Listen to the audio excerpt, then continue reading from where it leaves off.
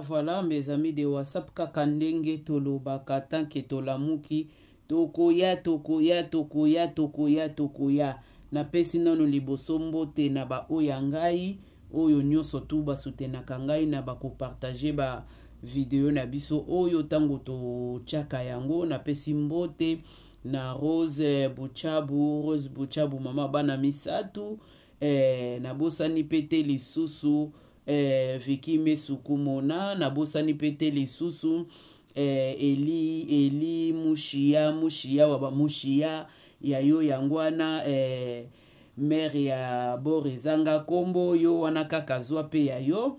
Na pesi lisusu mbote nanga lisusu na Feli cosmétique na sika ndenge tolobaka ndenge totambolaka tozoko ya malembe na kotalisa bino musala oyo toza kosala. Donc tozokende kaka seko kende na makambo nyonso tu malembe nazochela bino na si ba voice toyoka ndenge nini la voix alobi awa biloko oyo la voix alobango déjà bandakala depuis mais ekoko kisama 2 jours passés, bien 3 jours passés yango depuis samedi nde tomoni bambula wana yangwana nazoko chabiso sotolanda. Merci beaucoup. Oui, bonjour très chers compatriotes. C'est votre foi la voix qui éveille et qui libère la conscience congolaise. Le lundi, le 7 avril 2025, il est presque 8 heures du matin. Zaka na souci mboka nangai. D'abord merci mingi na RFADC.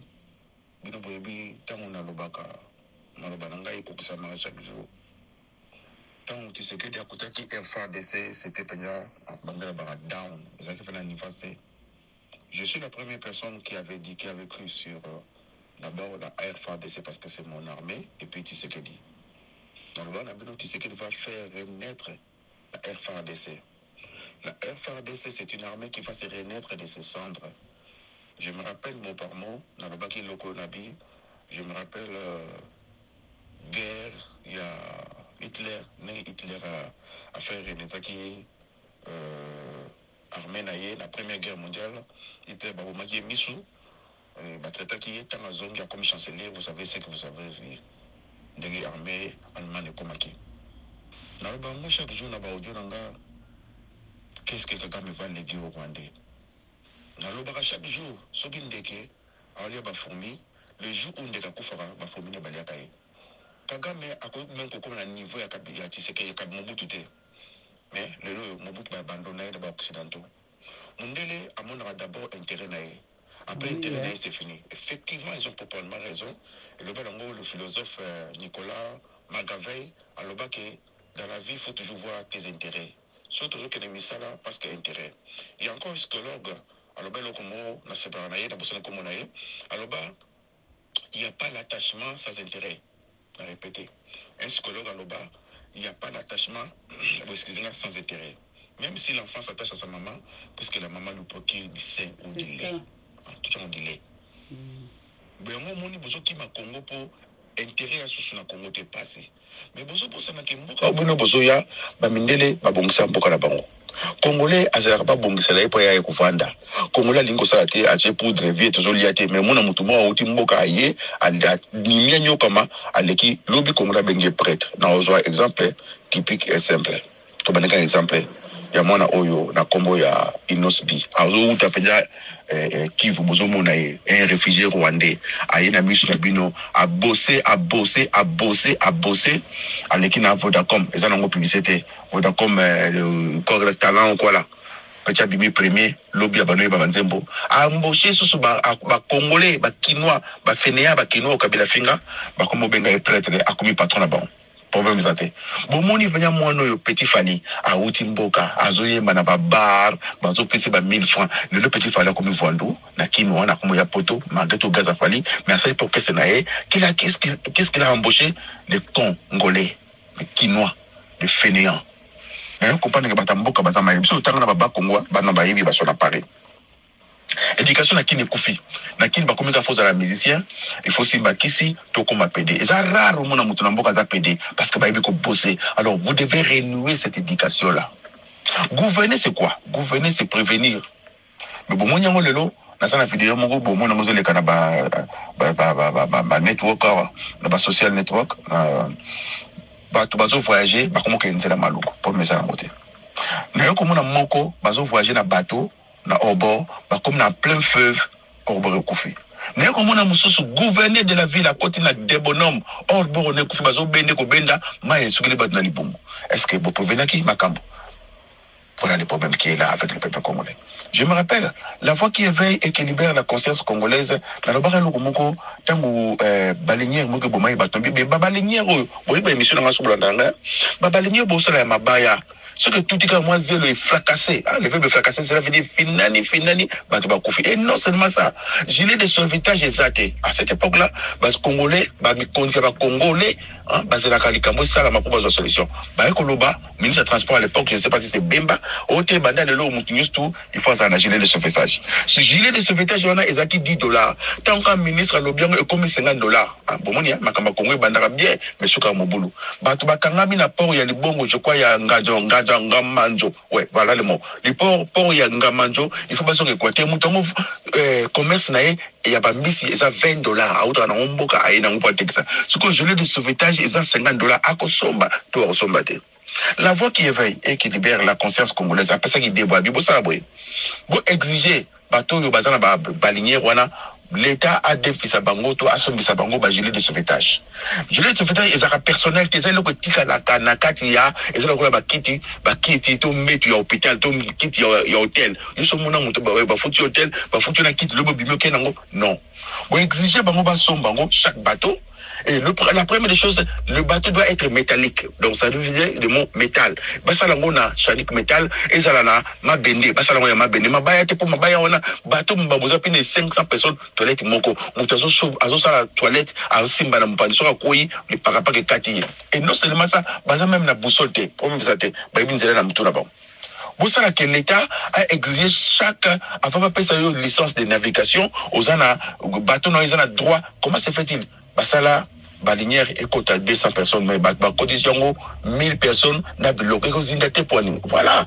Et ça, c'est l'État, mais n'a pas on a eu, mais sur le temps, on va koufa, les ressources humaines, parce que l'État a exigé colo balinière ou de toute façon gilet de sauvetage. Tout ça, gilet de sauvetage, l'État payé na nyongo. Pour l'État, moussa na ngwana, tout ministre de transport a payé payé balinière na nyongo. A foutu à malem. Ce qu'on t'a ngoba tout barosso ma billet. Na kata billet on a pas que mbandaka billet sur les alliés $10, billet bochon $11. Cela veut dire on t'a loué gilet de sauvetage jusqu'à Agoko Manaport, à zone si gilet de sauvetage, le retour. Ti bo mona nyongo et sili ou bien bosom bien non, on te fait un gilet de sauvetage, il y a la couche, à essayer chacun dans est-ce que vous raisonnez? Il y en a le banquet, l'intelligence et la capacité à réfléchir ou à résoudre les problèmes.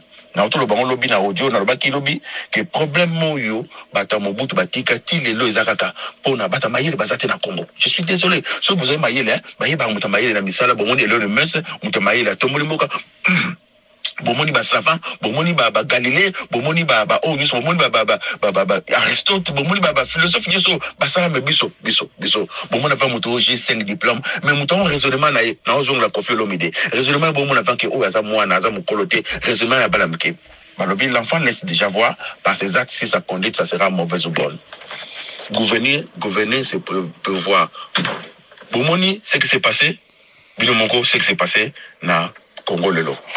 J'ose croire, Bakonza Congo, surtout Bemba, ministre des Transports, vous allez trouver une solution. La voix qui éveille et qui libère la conscience congolaise, à l'obak lokoyo. Boussala, rocade, à la maï, timaloko. N'a pas monté. Le bomoni, à repos les awap. Pour les catalité, l'équipe pont. Dans le bas nabino, bossa la biso très pour bossa la bis, bossa la banzelate, bis que souffrir pour la plupart ya batu basa la qualité ndeni bateka kabiloko place batu bazali na niveau ya salaire na bango. Exemple na pesa qui na bi que aujourd'hui pomme au même moment ba côté lokola makala bala makala boskizenga au même moment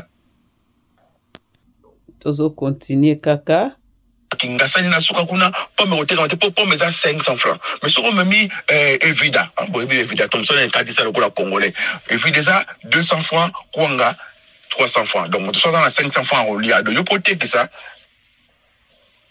il faut que ça Evida na makala na commune makala oteka Evida na commune Bumbu oteka Evida na Nîmes solo moteka pomme so faut mona gombe pomme mutako misa 500 francs moi je rappelle mais na mona maman mona kisha ça so sambela nzambe sala ke na tekisa nzambe na tala maman boy na gombe kasi na salaki oteka safo tamba sisi passer maman nzamba la sika oteka ko oteka na maman yaka vous perdez votre temps pour rien. Voilà. La semence exige la terre à exposer son vrai caractère. La semence exige la terre à exposer son vrai caractère. Je sais, il y avait un homme qui s'aimait. À boire qui me na mabanga, à boire qui me na zelo, à boire qui me na nzube, à boire qui me na mabele. Puis nous assir pendia sur aucun na matadi, hein, matadi. Aucun l'eau n'a pas avec le bota. Pour matadi na mabanga, il faut se la zoba. Même si maman, c'est pas ça du tout. On n'y pas ça funayo qui n'était qu'on a commis na makala. Bah ça funayo qui n'était qu'on a changu, par côté on a pas bakolia safu yo so awa na gombe période wana be batu o baza batambo munde ali ka safute muto osomba safu za nani donc foye barakotia esika et na loko balona masango et puis bota na juillet safu et bota na décembre cause là on a safu na juillet donc faut savoir une chose balobaka la nature elle-même ne vous enseigne pas la voix qui éveille et qui libère la conscience congolaise à l'obiboué AFC ba kondila audio na ngabo ba audio ko yaya vous comprenez mamna loba. Vous comprenez que j'avais prévenu un homme intelligent. Je ne suis pas intelligent, voire de mal de loin. Dans le bas qui passe à la très. Très wana et bandaka central qui. Voilà mes amis de WhatsApp.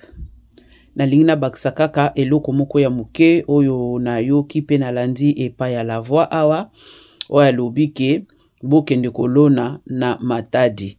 Oui, c'est vrai, bato bavandi na Europe baebi pourquoi ba biloko eutaka mingi na Afrique parce que toza na mabele esika oyo ya kolona. Awa na ba Europe awa na poto esika kolona ezozala te parce que eza donc ba beta ba béton ba ciment ba prince mboka mobimba. Yango zomona bazozala na problème wana alors biso toza na richesse wana oyo ke ata obwaki mbala sima na monaki na so de mouton kota njili wana malgré za béton mais namoni ba nini fleur moko ezobota na katikati wana donc toza na ba pays na biso oyo ke ba richesse eleki makasi mais tozoyeba ndenge nini ya kosalela yango te to continuer ka ba émission na biso nde tozo continuer boy en tout cas makamususu aza koloba eza ba makambu oyo asi aloba yango aye lisusu ka ko confirmer ngo lisusu lelo po makambu oyo euti koleka. Merci Tolanda. Maluku et les aéroports mais elle retourne maintenant sur la train et puis yami balé bon moni po ya manjili le ko les bandits tonda qu'est-ce que vous devez faire Mobutu asala ki kutu na côté mongale ma na côté ya mongale manyo na asala ma terrasser et canaliser mai wana mais ba ko longa ba ça a été après combien d'années. Alors, pour la main, il faut que vous vous savez, comment dirais-je, ministre de transport, ministre de l'infrastructure, vous savez que pour la main, et banda parti, il y a entrée, il y a abattoir, et mati, ma bossa le cola, et ça le cola, comment dirais-je, et ça le cola, nani, saut des moutons, et mati, ma moko, et yé, kokita, à partir, il y a, comment dirais-je, n'a pas ça sur wana. Balamoko, vous allez très bien, que le ratama est tondi, non, non, vous attendez que les gens meurent pour trouver des solutions. Je pense que la voie qui éveille une solution simple. Pour ça, très. On appelle ça recadre, quoi, c'est pas encore le temps. Batama voiture, baza militaire, mais batama kolo, baza mbele. Vous savez très bien que bandi gaz central, qui maluku, les qui rapport. Vous voyez que ça a très mis balé. Et bandi gaz central, et mati mbinza, et mati, et monga fula, et que tina mitendi, tina frontière, y a bas Congo et Sukiwana. Oh, y a bas Congo, vous allez voir que transport est occupé. Bon, voilà, na poto béligno soba, Patrick Bouyaya, le président de la République, Bemba, Boye, bine, mundela, trouvera solution chaque jour. Et puis, pour tout ça, au pays, au monde, chaque jour, sur bimé après 3 mois, vous allez changer. Chaque jour, maintenant, je me suis dit qu'on s'est dégradé quand on est la voix qui éveille et qui libère la conscience congolaise dans le bagage. Si une personne ne peut pas te faire progresser, il te fera inévitablement regret. Non seulement régresser, tu le regrettes ou tu le regretteras. C'est de même manière avec les députés congolais, c'est de même manière avec les ministres congolais. Ils ne font jamais progresser les pays, il fait que régresser les pays et le peuple regrette. Bon, est-ce que Moutoura, comment il s'appelle, Kamere, a fait progresser le pays, a fait régresser le pays. Et puis, en tout cas, tu regretté ma casse.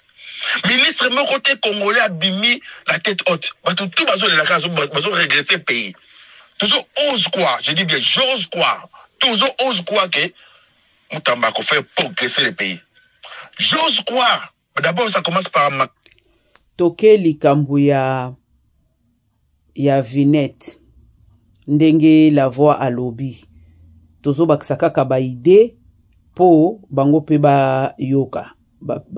Nani gouvernement na biso pe ayoka parce que bango bazo salela nde biso to salela bango te bango nde bazaba na misala na biso bazo salela biso likambu ya banzela na poto soki totali bien na poto pourquoi banzela na bango ezozala toujours bien parce que awa tobenga rango ezaka ba taxi ya voiture tango zo somba ba vignette na o ya voiture mbongo wana ezokende wapi parce que combien de ba voiture o eza na Congo wana combien de ba kombi o eza na Congo wana combien ba camion ya minene o ezokenda kana ba province na biso eza na mboka wana bambongo nango ezokende wa parce que bambongo basombaka ba vignette wana yango nde il faut basalela yango na banzela. Donc mbongo wane zaka musala nango po ebongisaka nzela siko bino bozozwa mbongo wane sike ezokende zoyebana te mais nzela ezokobeba eza vraiment mawa mingi pe pasi mingi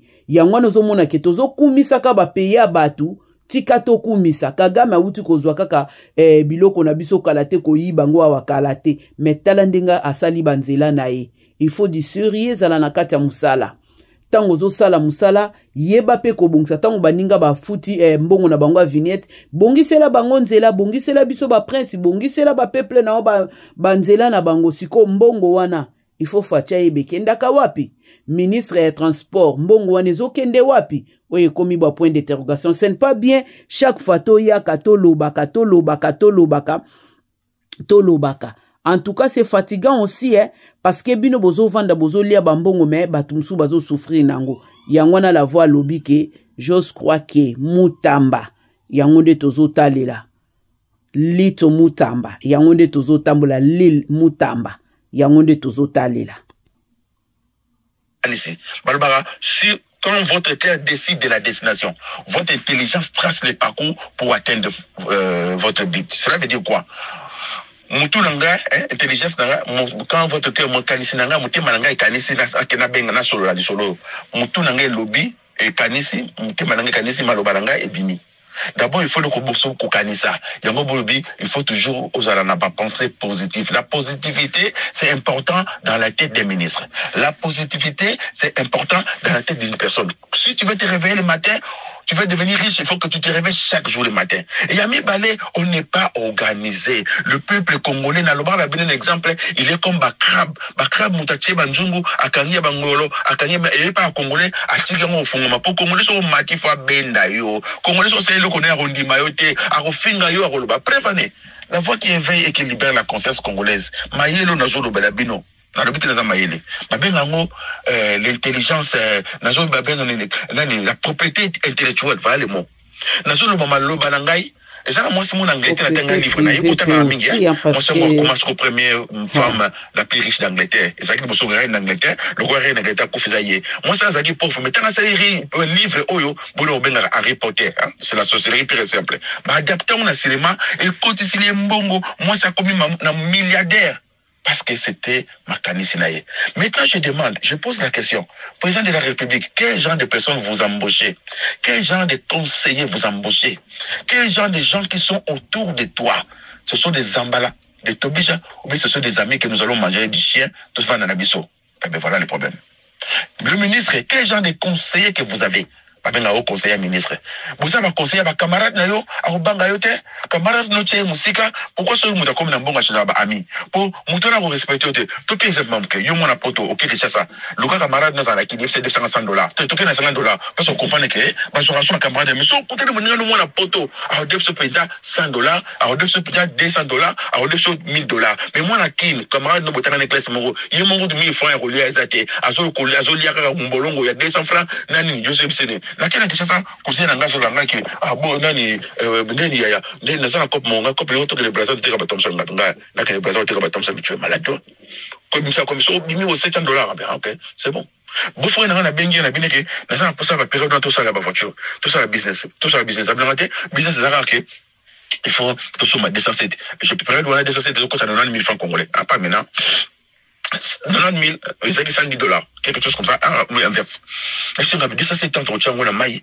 tu tiens on a nini et ça chaque jour goulage fa kanga puis des photos boka ma photo kata tout est rentable taba yo te rentable calculer taba so comme yo taba so ma 90 000 taba so ma na photo ne moko konya 10 000 ma tungula 10 000 et ça le quoi par exemple 130 000 $130 na $130 so teki taba vous voyez bien so teki taba moko taba ina bénéfice il y a $250 donc $250 ça veut dire aux en bénéfice à 120 donc 130 non 120 ce que buta ndi tabalia makana ngulu na kapela tozo ya pas to expliquer bino na singa bi soki osali mukebi so batapoto otekanta bana kasa fu bwana yango balibade badile di basala ahoteka taba moko so ateki 10 taba par jour azana bénéfice à $1,200 donc ahoteka lokola $2,500 par jour ça boye ba yomoni ba libanais wana yomoni ba sénégalais wana balinga osala propriété pour botimba aroya salité makolo mayanzi bozo bangaye le bobenge prêtre abali ba ser na bino avani sipe makambo bomoni te bokena ba kasafubu so que pas on a bango za café et kotika la boteka café wana so bateka ntaba ba yebi ko pa me ba boya ko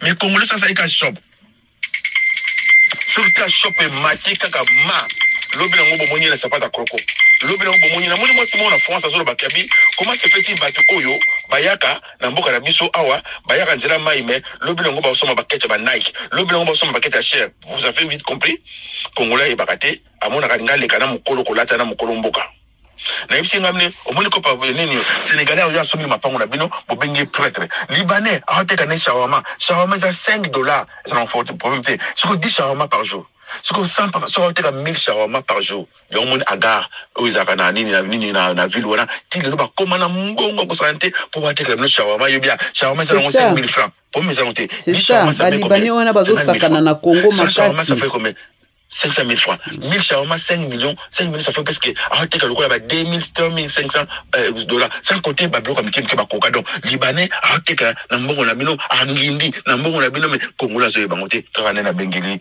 Il faut apprendre les gens, comment aimer. Les Chinois, quand ils se réveillent le matin, la première des choses à faire, alors, mani, ça veut dire mbongo, n'a pas koluka mbongo, Congolais, beaucoup de mbongo, azala ba lukelaye, azala papa la banga kufa, pour asomba, bazo le papa la banga. La Seigneur ministre transport, s'il vous plaît. Pour ça, la train. La voix qui éveille, nos conseils, c'est pour mon pays. Il y a un jeu, mais non, mais la voix qui éveille et qui libère la conscience congolaise. Qu'est-ce que nous allons léguer?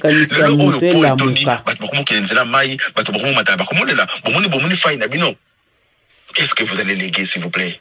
Vous devez léguer quelque chose de bon. Na ba citoyen ba sima le bible on mettre bozaki ba ministre beaucoup ba ministre parce en gros boketri ba ministre Mobutu problème ezali mutazo bomazana problème te mais mutazo tala personne le remonter bino boketri ba ministre Mobutu bolelo beaucoup ba ministre qu'est-ce que vous avez fait bon moni kabulu mona kabulu ako ministre boy ayibi na yembongo akiblo mutu ne na sena ngamba bomba bino nyosto mutu to sala ko ma be akufa pour bozo batelo bokotika la tokotika la bana na biso na ngape na kati.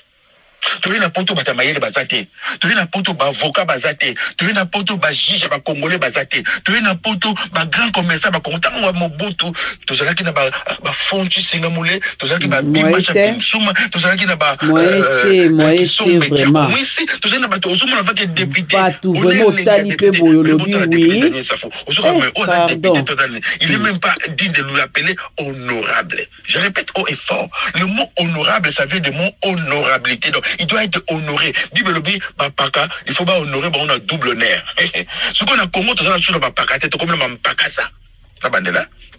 Tout ça, la mpakasa, tout ça, la mende. Bon, mende bien, mende, pour ça, la tête là, pakasa, la kinde, les mende. Donc tout ça, la mende, n'a pas sombo. Bobi Sombote, facochère. Dans le gouvernement. Il y a que des facochères et des comment dirais-je, et des charognards. Ça veut dire vautour. Allez à Rame, monsieur Koufa, vautour. Allez à monsieur Lazara, Koufa, pas les monsieur Nayo. Tara Malédiction, Kingo, na Marabout. Marabout, ça a un décrément, Bazara Kingo, Moutona et Libandi, Boloko, la voisin. Dans ce sens, on va Congolais Boulamouka. S'il vous plaît. Tout le monde a biso. Ministre des Transports, ce n'est pas trop tard de ce qui vient de se passer, mais c'est tard. En français, mieux vaut tard qu'à jamais. S'il vous plaît, faites quelque chose. Ça va budget à Pamba, vous ça va train, vous avez un train, et bien, nani moko gaz, ça va des trains, des trains matara na est, na nord, des trains qui tara na sud. Bon, mon que niveau de transport, et qu'on quitte à embouteillage, et aussi là, après, vous bandez qu'on continue à baroka de Nabino. Mais ce que vous mettez en cas des années, vous ça va banzela bangu, vous ça va pont et belé, j'avais dit ça. J'avais pensé sur ça. Ça fait combien 5 ans, 4 ans passés là-bas. Au Dieu, dans la béquille. Bon, on dit là. C'est ça, là. Alors, quelque chose qui commence une fois, ça va encore recommencer. Et jusqu'à quand? Sur le bêtise, toujours au mois d'avril. Je ne sais pas, je vais voir, Neni. Bon, moi, je coach, bon, ma casse. Aujourd'hui, ça me dit que, bon, faut à la fondation, il y a quelque chose à chaque fois. Tu fais un bon, il y a Gopas. Tu fais un bon, Kabila. André Kimbuta, il y a 60 millions de dollars. So bien avant Longwa na mbongo ya ba contribuable congolais do ba taxe bino mozo futa ande ke bota defaki mboka mobimba banque eza ya ba congolais te ndoko to la congolais na bango biso to futela ka bango étranger. Donc le pays est partagé par des étrangers. Qui peut être nationaliste? Il faut être né nationaliste, ou bien on ne devient pas nationaliste, on est né nationaliste, même si zate. En tout cas, pour Nago Paswana, na ebite idée nangai, soit kosa elango pétition, na bana poto nyonso, to bol kote yango, batinde la Kabila, ba resi na ye, bango mokonde bazalaki na kata pouvoir, baliaki biloko na tomona ki na ye na mamo live, kotambola, sikoyo, niongwana sikoyo peuple futango, eske yabiso nini na kati? Biso tozo ya toza projet na biso ezandambu tokomi ko futa ka ba 55 soko za na bana 10 bozo futa plus de $550 oyoke ya biso moko to salela ngote siko banda to bando futa mbongo wango wana pe esila kaka te to eza kaka to e continue kaka to ese sila nango mais bazo lia biso poto futa yango na sa ta plus de 10 ans maintenant hein? Tozo continuer toujours ko futa. En tout cas, na kosenga na la voix to bato ba partage akaba émission oyo to mekana nuko solo la likambu ya go paswana soit bana poto to bol côté yango. Merci beaucoup. Tozo continuer kana ba voix na biso. Qu'est-ce que nationalisme? À aimer les pays depuis son enfance. Il faut y avoir poto. Moi, je suis un qui est poto. Bon, moi, je vais que Yamayele, aïe poto, à comme ça, Moussanini, Boutara, Suko. Bon, on a que chroniqueur congolais. Et le Congo, ça, ok, bah, ça va influencer. YouTube, ça, Mouta, YouTube, Boulagiti. Tout ça, na bouleman, na boulenzam, na boule pas ça là. Na bien, boulenzam. Tout ça, ndouleman, ça m'a tabé tarandoule. Mais bouleman, cela veut dire Mouta boulaka. Il y a dit qu'est-ce que je peux faire pour mon pays? Il y a qu'on raffiner or. Ça va usine, tout ça technologie. Monde comme il y a un niveau de technologie. Technologie quoi avancer? Le monde comme tout le monde veut se protéger. N'a répété le coup, il y a 5 ans passés. Il y aura la guerre des eaux. Nous avons le fleuve, je pense que ça doit être le 2e fleuve après Amazon, bien après Nil, bien le 3e fleuve du monde. Mais le 2e fleuve le plus profond. Tout ça, je vous demande et je vous pose la question. Est-ce que le peuple congolais, c'est un peuple maudit? Est-ce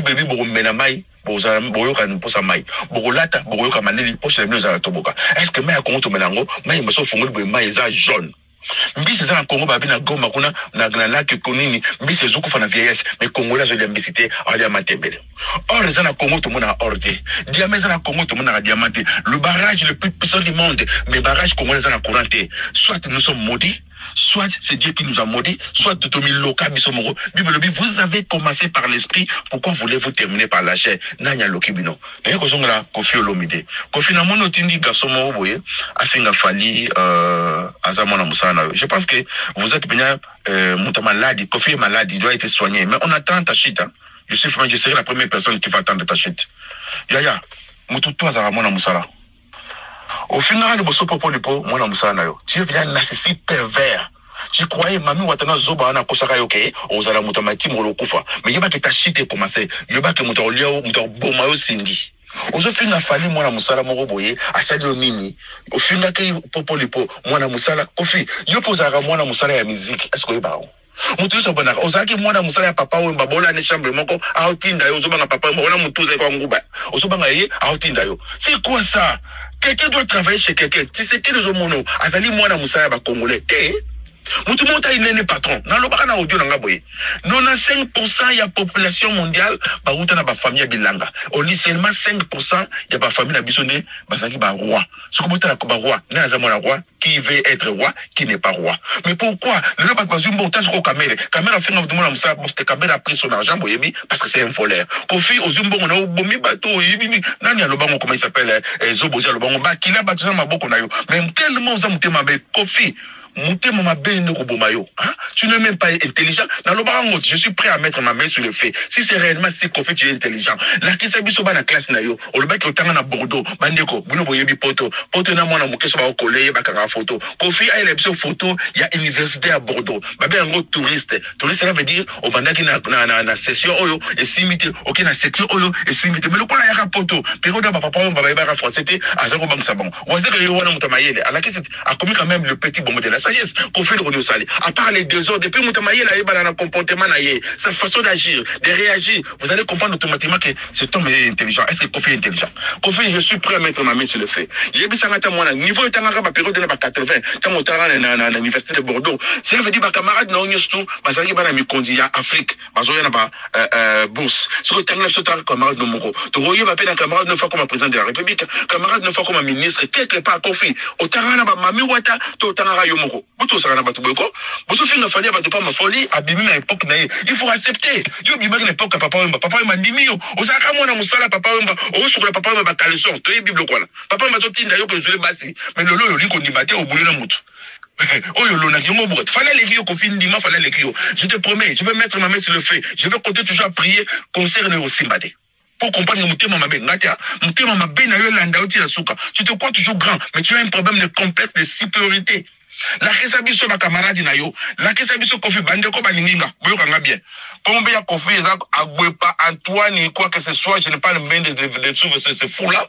Bobé tango na internet na année ya tanga classe na 1980, bobé na université de Bordeaux bota sur les makam le solo banabino, bonjour la voix qui éveille et qui libère la conscience congolaise. Tika fali pour pas émerger, musique émerger. Yo kasika yoza patron, au Sahel remonter, tout le monde baninga, moni mutona Kofi comment il s'appelle ba aveugle ya ba malien, ba vraiment semble aveugle. Au moins parce que ma camarade na bola, Kofi qu'est-ce que tu as fait à part les 2 zones que tu as laissé. Donc nous avons Kofi, nous n'avons pas besoin d'avoir Satan. D'ailleurs, on comprend pourquoi. Ma belle est au Bombayo. Ah, Nyoka, Baba, laissez pas faire d'avaler son venin. Dans le moment Bélia, que Dieu bénisse le Congolais qui portait Tshisekedi et Madame Vander et Moutamba. C'était votre frère, la voix qui éveille et qui libère la conscience congolaise. Bon week à tout le monde. Je vous remercie. Wow. Nasi biso soto komi na suka ya message na biso. Bo partager, bo aimer. O penanu achalinzaka te achalinzaka ekoyede biso nyonso tu na futur parce que tozo partager makambo eza ya vie ya mutu to vie ya Congo na biso tozo continuer kaka na sur lelo lisusu tokoleka lisusu na live na si na ko présenter loko moko ya mukie to kende ka ndenge tozo kende wana la voix makambo o ya lobi nga na yebi na ba voix mususu oyo batindela biso ba audio mususu batindela biso na asira loba likambu ya nzela wana lobi tokokuta na biso na bino na nzela wana bokoluka nzela oyo bino bokokimela tala lelo ekokisami la voix maloba na yo eza makasi mingi eleki meme na ya Denilesi kokamwe na pesi mbote na ngai na Pasteur Félix Sombo ya yo yangwana na pesi pe lisusu mbote nanga na Ridi Sibangu Chibangu ya yo pe yangwana na pesi na Clarisse Mbombo waba Clarisse ya yo pe yangwana, mama Isabelle Sita ya yo pe yangwana, tango tozo pesa bino boye na ba abonné na ngai nyonso ya mes amis de WhatsApp, boza toujours likolo, équipe kotombe ata mokolo moko te. Merci beaucoup et soirée kitoko, bye bye.